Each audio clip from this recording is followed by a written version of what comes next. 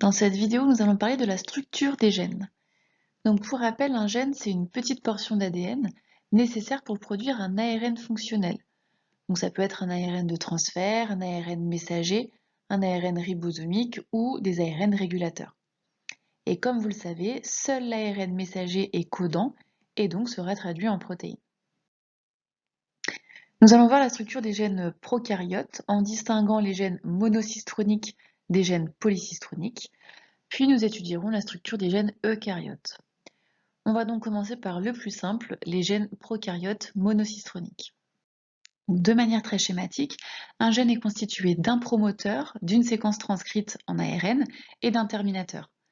Donc le promoteur, il permet le recrutement de l'ARN polymérase et il y a chez les prokaryotes deux séquences que l'on retrouve fréquemment, la boîte -35 et la boîte PRIBNO ou Tata Box, qui est située 10 nucléotides avant le site d'initiation de la transcription.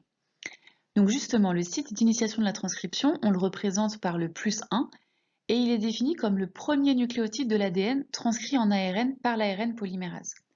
Donc toute la séquence va être transcrite en ARN jusqu'au terminateur qui va permettre l'arrêt de la transcription. Et donc à cet endroit, l'ARN polymérase va se dissocier et va libérer l'ARN. Dans le cas où le gène code un ARN messager, il y aura en plus des signaux nécessaires à la traduction. Donc au niveau de la séquence transcrite en ARN, il y aura la région codante qui sera ensuite traduite en protéines. Donc cette région codante, on l'appelle CDS pour Coding DNA Sequence, et donc elle débute par un site d'initiation de la traduction. Donc c'est le codon initiateur, le codon start, ATG dans l'ADN et AUG dans l'ARN, et un codon stop qui va signer l'arrêt de la traduction. Donc au niveau de l'ARN messager, en amont de la zone codante, on retrouve une séquence importante, c'est le RBS pour Ribosome Binding Site. C'est le site de fixation du ribosome. Donc chez les prokaryotes, on l'appelle le site de Shine-Dalgarno et généralement il est situé 6 à 12 nucléotides en amont du codon start. Donc le ribosome il va pouvoir se fixer à ce site-là et commencer la traduction. Donc la méthionine, ça va être le premier acide aminé de la chaîne peptidique, puisqu'il correspond au codon AUG. Puis ensuite, chaque codon va être lu et les acides aminés associés vont être ajoutés à la chaîne peptidique en cours de synthèse, jusqu'au codon stop, où aucun acide aminé ne sera associé. Donc on remarque ici le code couleur. La zone bleue, c'est une zone de régulation de la transcription. Donc cette région est non transcrite et non traduite. Les zones vertes, ce sont des régions transcrites mais non traduites, donc c'est ce qu'on appelle les régions UTR. Et enfin en rouge, ce sont des régions transcrites et traduites. Donc ça, c'était l'organisation d'un gène prokaryote monocystronique, le plus simple possible. Maintenant, on va voir les gènes prokaryotes polycystroniques. Comme nous l'avons déjà vu, chez les bactéries, certains gènes possèdent une organisation en opéron, c'est-à-dire que les gènes qui participent à la réalisation d'une même fonction sont regroupés sous le contrôle d'un même promoteur, et comme ça, ils sont transcrits ensemble. Il y a donc plusieurs CDS que l'on appelle cistrons.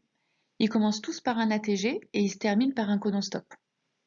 Donc après transcription, ça donne naissance à un ARN messager polycystronique avec plusieurs séquences codantes. Et avant chaque CDS, il y a la présence d'un RBS, donc pour que le ribosome puisse se fixer au niveau de la région 5' UTR, qui est la région transcrite mais non traduite. Et donc la particularité de cet ARN messager polycystronique, c'est qu'il code pour plusieurs protéines différentes. Donc dans l'exemple ici, il code pour 2 protéines. La première séquence codante donnera naissance à une protéine A et la deuxième séquence codante à une protéine B. Nous allons maintenant voir la particularité de l'organisation des gènes eucaryotes. Donc chez les eucaryotes, comme pour tous les gènes, on retrouve en amont un promoteur. Il y a 3 régions particulièrement conservées, dont la Tata Box, qui est généralement située à 25 nucléotides du site d'initiation de la transcription.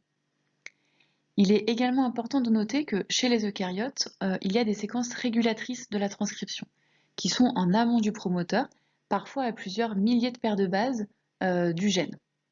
Il en existe 2 types, les activateurs ou enhancers, qui vont augmenter la transcription génique, et les répresseurs ou silencers, qui vont la diminuer. Donc les gènes eucaryotes sont forcément monocystroniques. L'organisation en opéron n'existe pas. En revanche, on parle souvent de gènes mosaïques parce que les gènes sont morcelés. Il y a une alternance entre les séquences codantes, donc qu'on appelle les exons, et les introns qui sont des séquences non codantes. Donc la transcription, elle débute au site +1 et elle donne naissance à un pré-ARN messager, c'est-à-dire à un ARN messager qui n'est pas encore mature. On l'appelle aussi transcrit primaire. Donc sur ce pré-ARN messager, on retrouve, comme chez les prokaryotes, une région 5' UTR entre le site d'initiation de la transcription, le +1, et le site d'initiation de la traduction, qui est le codon start. Donc dans la zone 3' UTR, on retrouve aussi un site de polyadénylation.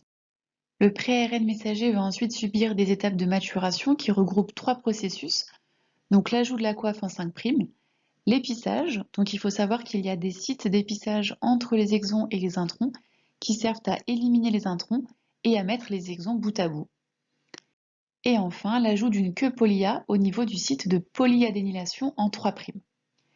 Donc cet ARN messager mature peut maintenant subir la traduction qui va démarrer au niveau du codon start. Donc il faut savoir qu'il y a une séquence qu'on appelle la séquence de Kozak, qui est une séquence de reconnaissance du ribosome pour qu'il puisse initier la traduction et donc donner naissance à la protéine.